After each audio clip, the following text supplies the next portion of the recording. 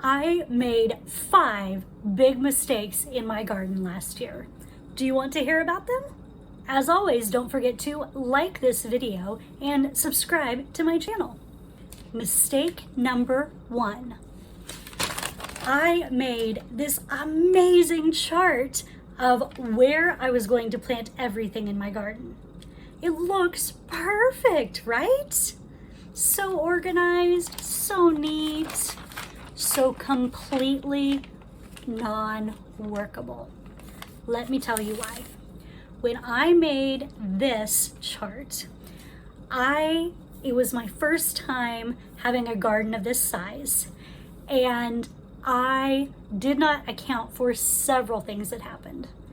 First of all, I planted seeds inside. I made this chart assuming that a moderate amount of each of the types of seeds that I was growing indoors would actually sprout. Some didn't sprout at all. Some sprouted far more than I had ever planned.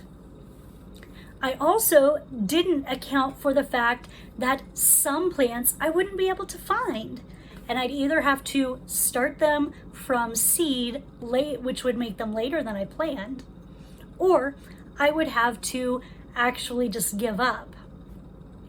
And it didn't take into account when things were planted, and the fact that it's really hard to figure out if the first things you plant are over here and suddenly you need to plant something right here. That's a little difficult if you don't have anything in between. It's very difficult to gauge precisely where it goes. So this year I decided to make index cards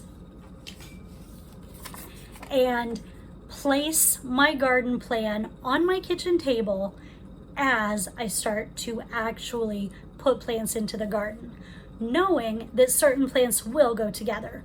Brussels sprouts and peas, for example. I know that those two will have their section together. And this way, as I start to put things into the garden, I can make a working plan that grows as the garden grows, instead of trying to plan everything in advance and hoping it works. Mistake number 2. I started all my seeds at the same time, either inside the house or outside the house. This did not work. Some of my seeds, like sweet peas, really needed to start a lot earlier than I started them. And some of my seeds needed to start a lot later than I started them. So this year, I'm making a chart that shows when plants need to be planted outdoors, when they need to be planted indoors, to make sure that I'm planting the right things at the right time. And also that means I don't have to plant them all the same day, which is kind of a little easier, I think. Mistake number 3 actually goes along the same lines.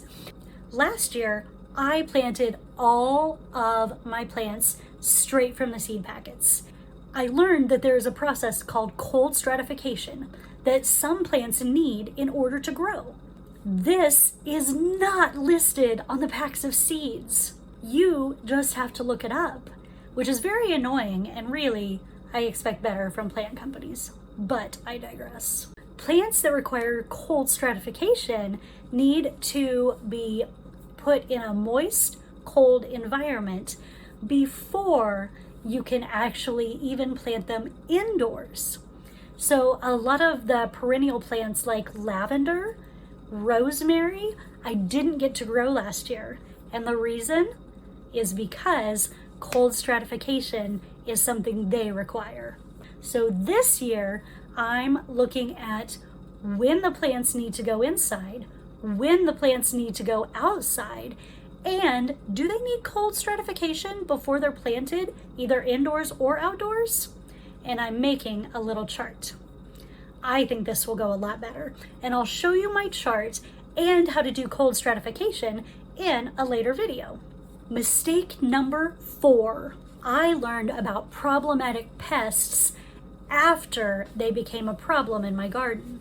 Last year, I ended up with 4 varieties of problematic insects: cabbage worms, squash borers, squash bugs, and these red insects that grow on tomatillos. And I didn't realize how big of a problem these were going to be until they were really having negative effects on my garden. And had I known earlier, I would have been able to watch for the seeds for the squash bugs. I would have been able to put up things to prevent squash borers. I would have been able to take care of the cabbage worms earlier, and hopefully I would have been able to avoid the annoying red bugs on my tomatillos. So this year, I'm researching a lot of plant partners, plants that you can plant with your crop to help take care of the bugs. I'll be doing a separate video all about plant partners that I think may really interest you if that's something you want to know more about. And I'm learning how to identify the signs that these insects have arrived when they're just starting, instead of waiting until they've almost destroyed my plants. Mistake number 5. I watered all of my plants the same way. This resulted in some plants, like the one lavender plant that I bought when I gave up because I couldn't grow them from seeds.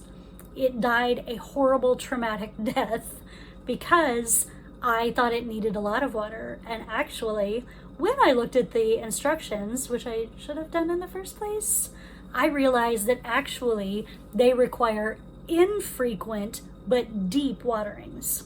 So I bought another lavender plant, planted it in a different spot in my yard where I don't water it at all, and it grew fabulously throughout the rest of the year.